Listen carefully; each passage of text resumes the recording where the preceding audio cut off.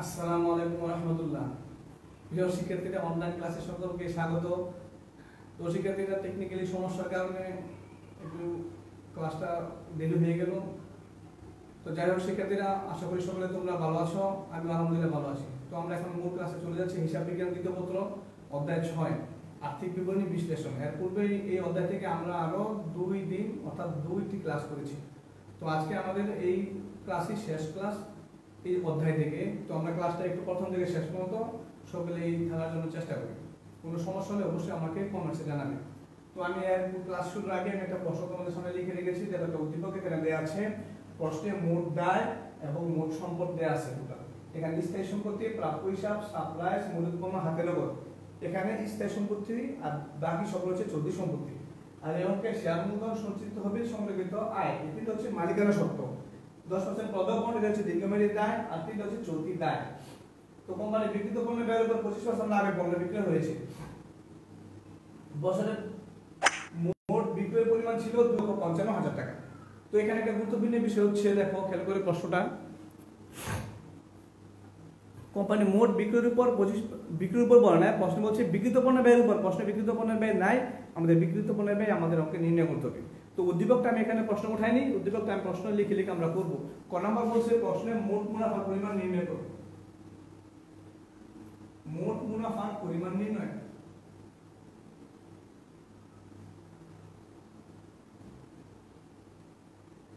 দেখো সেক্ষেত্রে মোট মুনাফা নির্ণয় যদি নির্ণয় করতে চাই, আমাদের প্রথম হচ্ছে বিক্রয় মাইনাস বিক্রিত পণ্যের ব্যয়। বিক্রিত পণ্যের ব্যয়, তা আমাদের এই অঙ্কে বিক্রয় হচ্ছে কত? 2,55,000।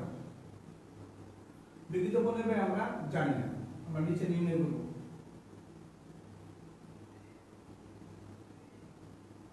বিক্রিত পণ্যের ব্যয় নির্ণয় করার জন্য আমাদের যেটা দরকার, আমরা জানি প্রশ্নে বিক্রিত পণ্যের ব্যয় দেয়া নেই, এজন্য ধরে নিলাম এই ওকে আমাদের মোট বিক্রয় হচ্ছে বিক্রিত পণ্যের ব্যয় হচ্ছে 100 টাকা। তাহলে লাভ হচ্ছে 25 টাকা, তাহলে টোটাল আমাদের বিক্রি হচ্ছে 125 টাকা। আমরা এইভাবে আমরা অঙ্কটা এখানে করব।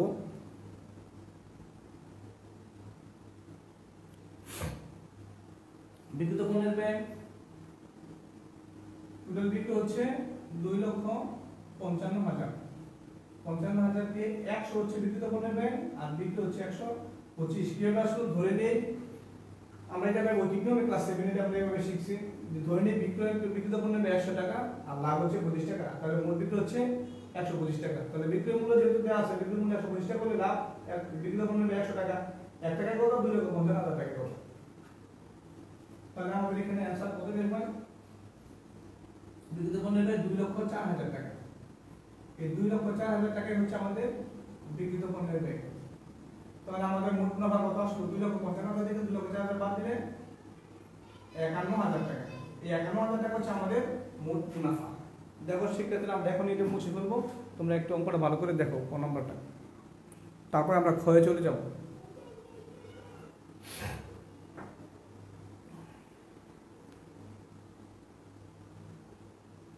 তো আমরা মুছে ফেললাম। এখন আমরা করবো তারল্য অনুপাত, চৌথ অনুপাত আগে করবো। মান 1 চলতি অনুপাত। চলতি অনুপাতের সূত্র হচ্ছে চলতি সম্পত্তি ডিভাইডেড বাই চলতি দায়। চলতি অনুপাত সূত্র হচ্ছে চলতি সম্পত্তি ডিভাইডেড চলতি দায়।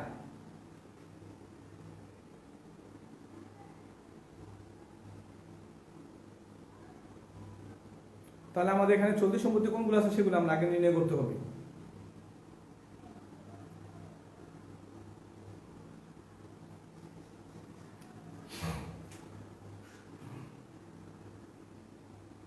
তাহলে এখানে চলতি সম্পত্তি সমান প্রাপ্য হিসাব যোগ সাপ্লাইস যোগ মজুদ পণ্য মানে সমাপনী মজুদ যোগ হাতে নগদ। তাহলে আমরা সবগুলো এখানে যোগ করি।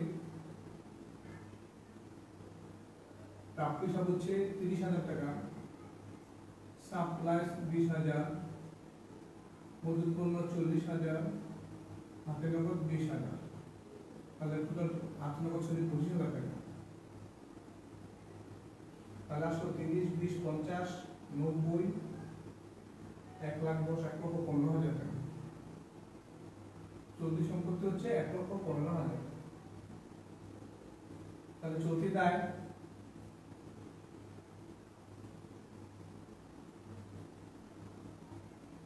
প্রদর হিসাব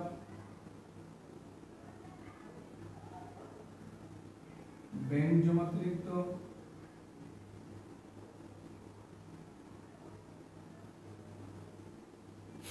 অপরিশোধিত দেনা।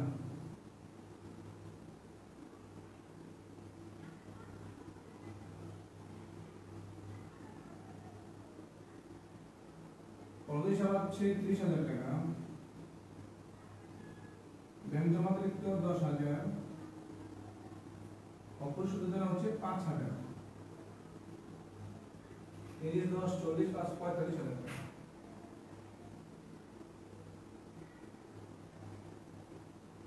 তাহলে আমরা 1,15,000 45,000 দিয়ে ভাগ করি।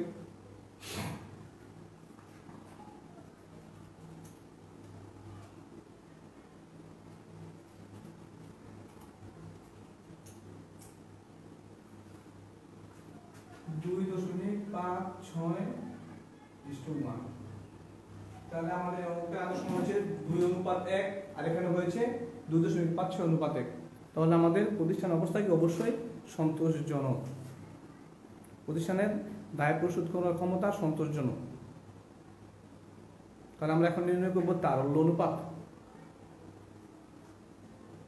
দেখো আমি কিন্তু এখানে মুছে ফেলব। তারল্য অনুপাতের সূত্র কি হবে? তারল্য অনুপাত, ত্বরণ অনুপাত, অগ্নিপরীক্ষা অনুপাত, এসিড টেস্ট অনুপাত, দ্রুত অনুপাত, কুইক অনুপাত সবগুলো একই কথা। তো তারল্য সম্পদ হচ্ছে চলতি সম্পত্তি থেকে সমাপনী মজুদ বাদ দেব আর অগ্রিম খরচ বাদ দেব আর তারল্য দায় দিয়ে ভাগ করব বা চলতি দায় দিয়ে ভাগ করলে হয়।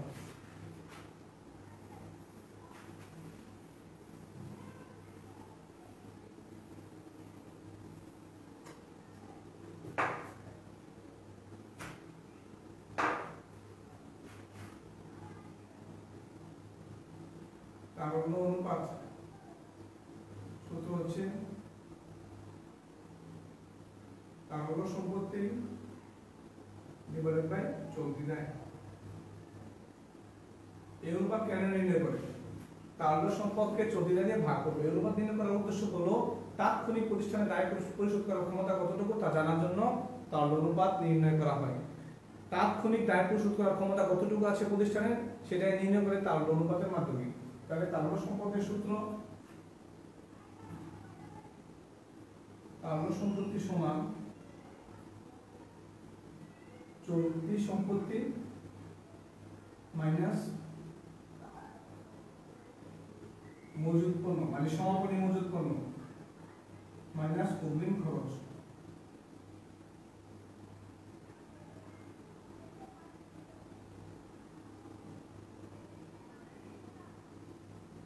তাহলে চলতি সম্পত্তি আছে প্রশ্ন কত? একটু আগে আমরা যেটা নির্ণয় করলাম 1,15,000, সমাপনী মজুদ 40,000, তাহলে বাদ দিলে আসে কত?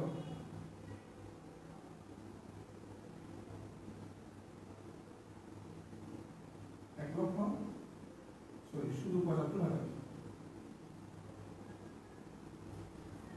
আর চলতি দায় হচ্ছে 30, 10, 40, 45,000। তাহলে 75,000 কে 45,000 দিয়ে ভাগ করি। 75,000 ভাগ 45,000 তো অ্যানসার আছে 1.67 অনুপাত 1। তাহলে দেখো একটু দেখো মুছে ফেলবো।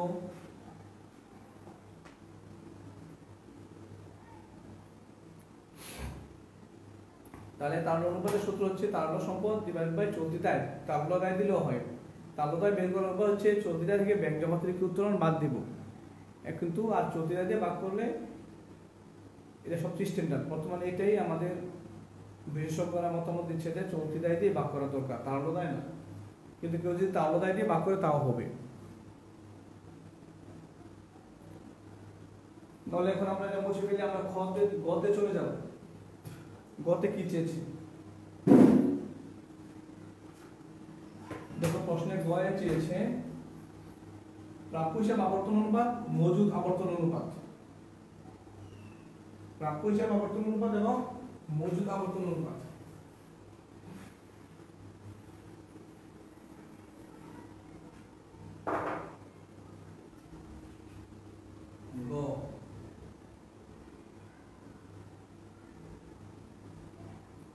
প্রাপ্য হিসাব আবর্তন অনুপাত।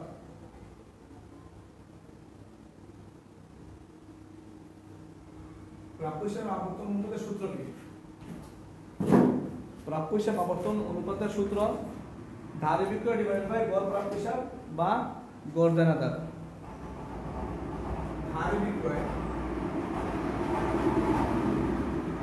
বিক্রয়কে যদি আমরা গড় প্রাপ্য হিসাব বা ওদের প্রাপ্য দিয়ে ভাগ করতে হবে, গড় প্রাপ্য হিসাব যোগ গড় প্রাপ্য মোট, এই হচ্ছে সূত্র। এওকে ধারে বিক্রয় আমাদের প্রশ্নে দেওয়া আছে কত? টোটাল বিক্রয় আছে 2,55,000, 2,55,000 হচ্ছে আমাদের ধারে বিক্রয়, যদি কিছু বলা নেই স্পষ্ট। প্রাপ্য হিসাব আছে কত? 30,000। এটা আমাদের গড় 2 বছরের টাকা থাকলে দুইটা যোগ করে 2 দিয়ে ভাগ, এখন তো কোনো নাই। তাহলে আমরা কত বের করতেছি? 2,55,000 কে ভাগ 30,000।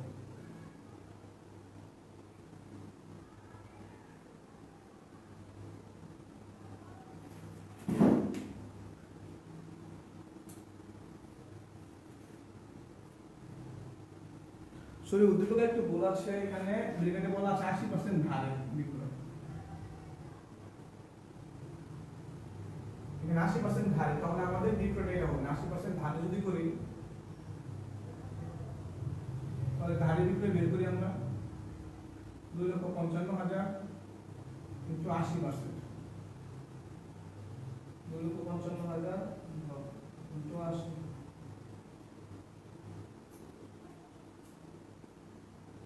2,04,000।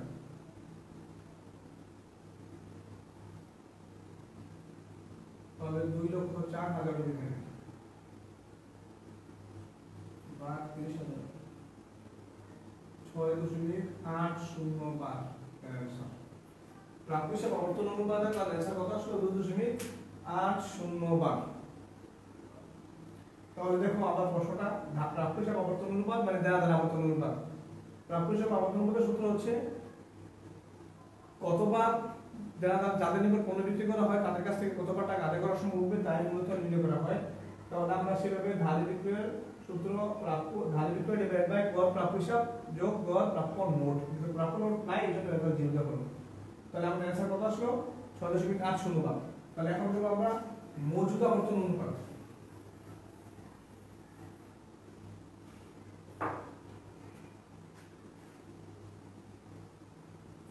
মজুদ আবর্তন অনুপাত। মজুদ আবর্তন অনুপাতের সূত্র কি? বিক্রিত পণ্যের ব্যয় ডিভাইডেড বাই গড় মজুদ। তো এই অঙ্কে বিক্রিত পণ্যের ব্যয় আমরা এই জন্য নির্ণয় করেছি, তাই না? ওখানে আমরা বিক্রিত পণ্যের ব্যয় নির্ণয় করেছি 2,04,000। গড় মজুদ বলতে আমরা যা এখানে আমরা পাচ্ছি সেটা হচ্ছে সমাপনী মজুদ এবং প্রারম্ভিক মজুদের যোগ করে 2 দিয়ে ভাগ। তাহলে এখানে গড় মজুদ দেখায়, গড় মজুদ সমান সমান সমাপনী মজুদ। সমাপনী মজুদ আসলে কত? 40,000 টাকা। এটা হচ্ছে আমাদের গড় মজুদ। এই অঙ্কে প্রারম্ভিক মজুদ পণ্য নেই, এই জন্য আমরা কি করলাম না, যদি প্রারম্ভিক মজুদ পণ্য প্রশ্নে থাকে তাহলে প্রারম্ভিক মজুদ পণ্য এবং সমাপনী মজুদ পণ্য দুইটা যোগ করব, যোগ করে 2 দিয়ে ভাগ করব। যেহেতু এটা নেই তাহলে এটাই আমাদের গড় মজুদ। সমাপনী মজুদই হলো আমাদের গড় মজুদ। তো শিক্ষার্থীরা আমাদের এখন 2,40,000 দিয়ে ভাগ করি।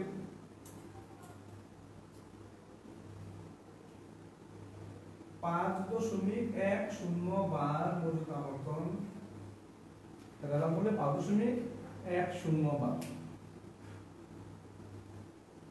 তো দেখো তোমাদের মোটামুটি মধ্যে সূত্র কি ছিল, বিকৃত কোণের ব্যয় গড় মজুত দিয়ে ভাগ। তাহলে গড় বিকৃত কোণের ব্যয় সূত্র কিভাবে আমরা একটু আগে করেছি, বলছে 25% লাভের পণ্যের ক্ষেত্রে ধরে নিয়ে বিকৃত পণ্যের ব্যয় 100 টাকা, লাভ হচ্ছে 25 টাকা। তাহলে মোট বিক্রয় বিকৃত পণ্যের ব্যয় আর লাভ 25, তাহলে 125 টাকা। 100 যোগ 25 তাহলে 125। তাহলে 125 কে আমরা কি করব, টোটাল বিক্রয়কে 2,55,000 কে 125 দিয়ে ভাগ, আর বিকৃত পণ্যের ব্যয় হচ্ছে 100, তাহলে 100 দিয়ে গুণ, তাহলে আসলে 2,50,000 টাকা আমাদের বিকৃত পণ্যের ব্যয়। অলরেডি কয় আমরা এটা শিখেছি মোট মুনাফার পরিমাণ থেকে নির্ণয় করার মধ্যে। তাহলে আমরা এখানে কাজ শেষ মোটামুটি। আমাদের এখন যেটা কাজ হচ্ছে দায় মালিকানা অনুপাত, এই অঙ্ক থেকে আমরা করতে পারি।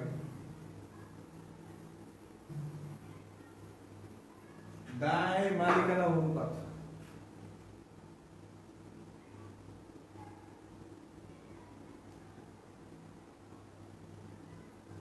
দায় মালিকানা অনুপাত সূত্র প্রশ্নে কিন্তু দেয়া আছে অ্যানসারটা। দায় হলো উপরে মোট বহির্দায়, মোট বহির্দায়, নিচে হচ্ছে মালিকানা অনুপাত, মালিকানা সূত্র।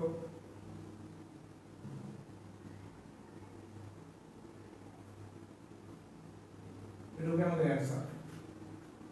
এখানে দেখো প্রশ্নটা, এখানে দায় পাশে 4-3টে দিতে আছে। এই একটা শেয়ার মূলধন সঞ্চিত হবে সংগৃহীত আয়, এই তিনটাকে বলা হলো ইন্টারনাল লায়াবিলিটি মানে অন্তর্দায়। দায় দুই অংশ, একটা হচ্ছে অন্তর্দায়, একটা হচ্ছে বহির্দায়। একটা হচ্ছে অন্তর্দায়, একটা হচ্ছে বহির্দায়। তাহলে শেয়ার মূলধন সঞ্চিত উদ্বৃত্ত সংগৃহীত আয় হলো অন্তর্দায়, আর দীর্ঘমেয়াদী দায় এবং চলতি দায় হচ্ছে বহির্দায়। তাহলে বহির্দায় সূত্র কি, যদি মোট বহির্দায় আমরা নির্ণয় করতে যাই, দীর্ঘমেয়াদী দায়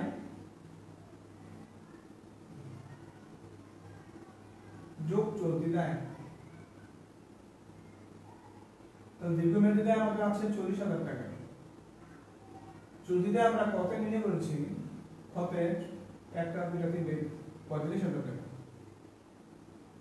তাহলে আমাদের মোট বহির্দায় হচ্ছে 85,000 টাকা, মোট বহির্দায় 85,000 টাকা। আর মালিকানা তো হবে শেয়ার মূলধন যোগ সঞ্চিত তহবিল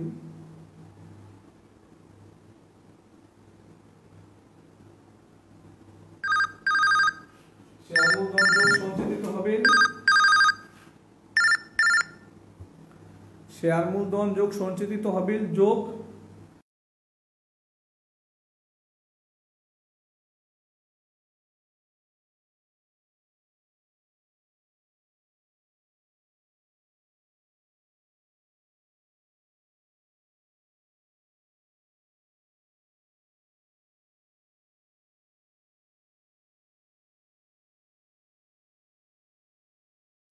তাহলে আমাদের মোট আসলো 1,20,000 আর 30 1,60,000 টাকা। আর এটাকে যদি আমরা বৈষম্য থেকে তাহলে বাদ দেব। এইখানে মালিকানা সূত্র নির্ণয় করার সময় যদি কষ্টে বৈষম্যতি অর্থাৎ শেয়ার অপহার, বিলম্বিত বিজ্ঞাপন, শেয়ার দালালের কমিশন বা দস্তুরি, প্রাথমিক খরচাবলী, এই সমস্ত এন্টিটি থাকে তাহলে আমরা বাদ দেব। যেহেতু এখানে এই সমস্ত নাই তাহলে বাদ দেওয়ার সুযোগ নাই। তাহলে আমাদের কত আসলো, 85,000 কে ভাগ 1,60,000 দিয়ে ভাগ করব। কত আসলো 0.53 1:1, 0.53 1:1 হচ্ছে আমাদের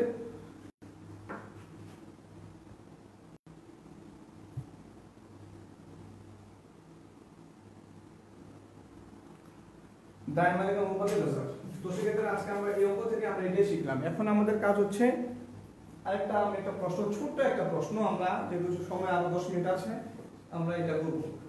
এর পূর্বে একটু মুছে নিই। এটা নতুন উদ্দীপক আমি তোমাদের সামনে উপস্থাপন করব।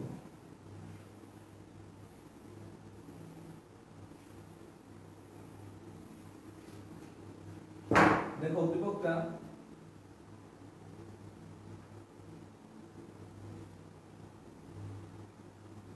পণ্য বিক্রয়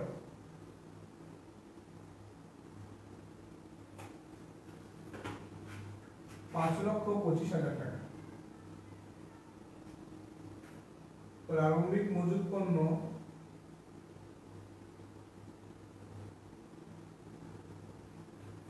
$35,000 টাকা। সমাপনী মজুত পণ্য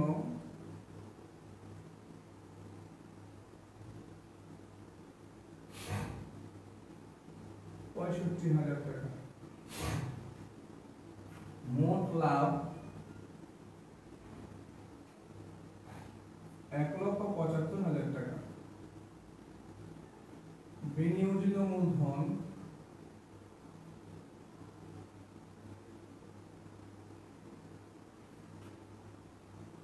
$2,00,000 টাকা। প্রাপ্য হিসাব $35,000 টাকা। অনাদায়ী পাওনা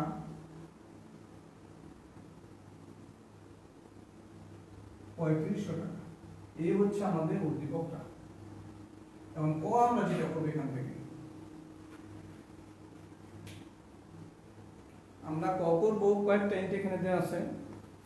এই অঙ্ক অনুযায়ী প্রশ্ন যেটা দেওয়া আছে মজুদ আবর্তন অনুপাত।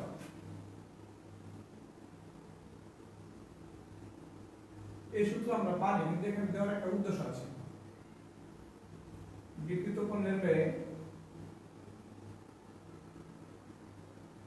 ডিভাইডেড গড় মজুদ। আমরা এটা কিন্তু এই সূত্র করছি, একটু আগে এই সূত্র আমরা করেছি, কিন্তু এখানে একটু চেঞ্জ। সূত্র একই কিন্তু কার্যক্রম কিছু কিছু সেখানে নির্ণয় করতে হবে। যেমন বিক্রিত পণ্যের ব্যয় আমাদের দেয়া নেই, তাহলে আমাদের বের করতে হবে।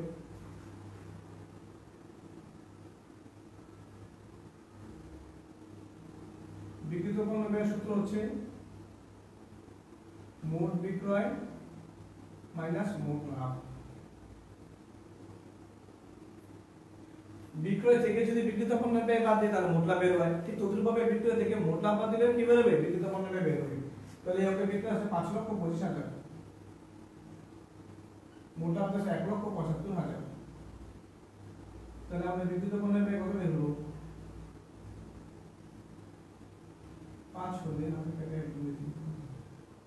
3,50,000 হচ্ছে আমাদের বিক্রিত পণ্যের ব্যয়। গড় মজুদ তাহলে একটু মুছতে হবে আবার। তাহলে দেখো বিক্রিত পণ্যের ব্যয় মোট বিক্রয় থেকে মোট লাভ বাদ দিলে আমাদের কি বের হচ্ছে? বিক্রিত পণ্যের ব্যয়। তাহলে এখন বের করব মোট লাভ, সরি গড় মজুদ।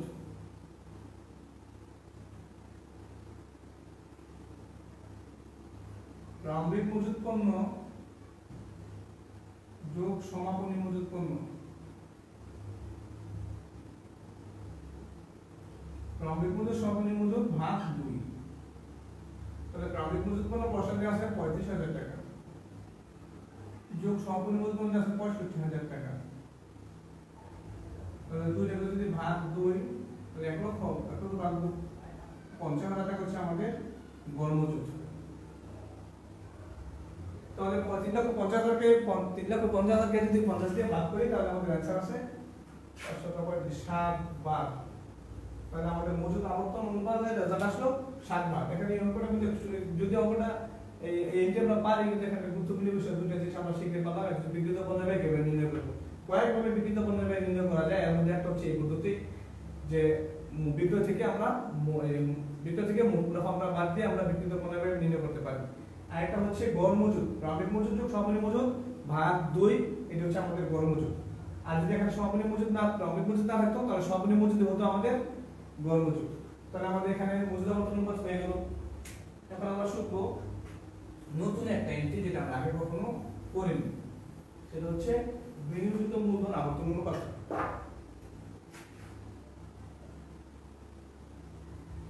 এটা হচ্ছে খ, বিনিয়োজিত মূলধন আবর্তন অনুপাত। আমরা এর আগে শিখেছি বিনিয়োজিত মূলধনের আয় অনুপাত, আজকে শিখতেছি বিনিয়োজিত মূলধন আবর্তন অনুপাত। উপরে হচ্ছে নেট বিক্রয়, নিচে হচ্ছে বিনিয়োজিত মূলধন। এটাই অ্যান্সার হবে আমাদের। এটা এখানে একটা গুরুত্বপূর্ণ বিষয় হচ্ছে যদি বিনিয়োজিত মূলধন আয় অনুপাত হয় তাহলে ইনটু 100 হবে, উপরে হবে কি করবাত নেট লাভ অথবা নেট লাভ হবে ইনটু 100 হবে। আয় অনুপাত বলে যেটা আবর্তন অনুপাত তাহলে ইনটু 100 হবে না, এটা রেজাল্ট হবে বাদ দিয়ে। তাহলে নিট বিক্রয় আমাদের মানে বিক্রয় হচ্ছে নিট বিক্রয় 5,25,000 টাকা, আর বিনিয়োজিত মূলধন এক অঙ্কের ব্যয় আছে 2 লক্ষ টাকা। তাহলে আমাদের এখন আসলো কত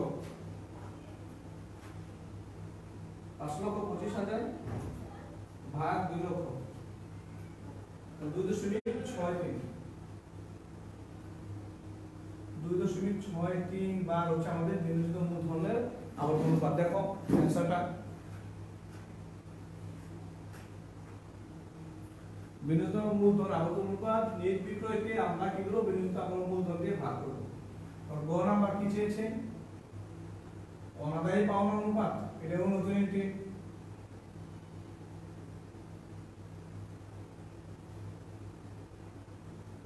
উপর হবে অনাদায়ী পাওনা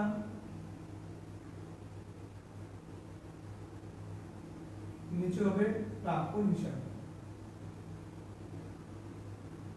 ইনটু 100 হবে অ্যানসার। আমাদের বলা আছে 3500, প্রাপ্য হিসাব আছে 35,000 ইনটু 100, তাহলে আমাদের সূত্র আসলে কত 10% অনুপাত হবে এখানে। দেখো তো তোমরা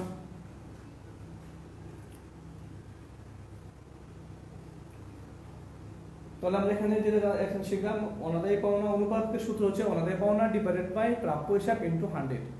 অনাদায়ী পাওনার সূত্র মনে রাখার উপায় কি, অনাদায়ী পাওনা কাকে বলে এটা আমাদের আগে জানা দরকার।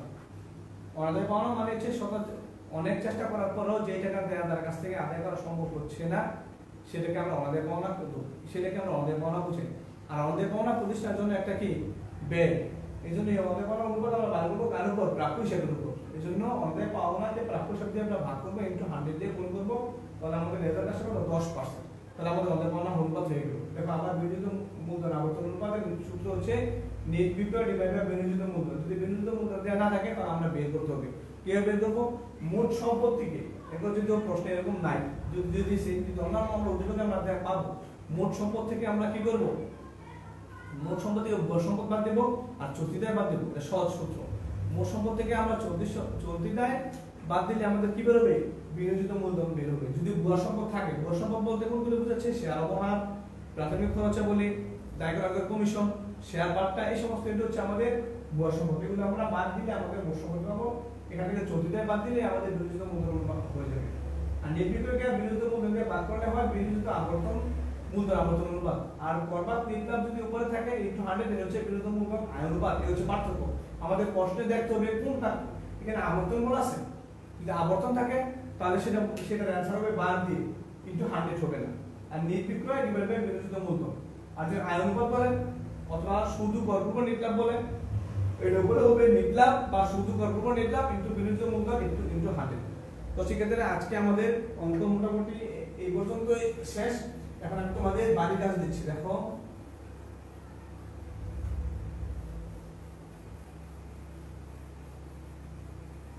আমি যেটা বাড়ির কাজ দেবো তোমরা অবশ্যই সেটা মেইল করে পাঠানোর চেষ্টা করবা।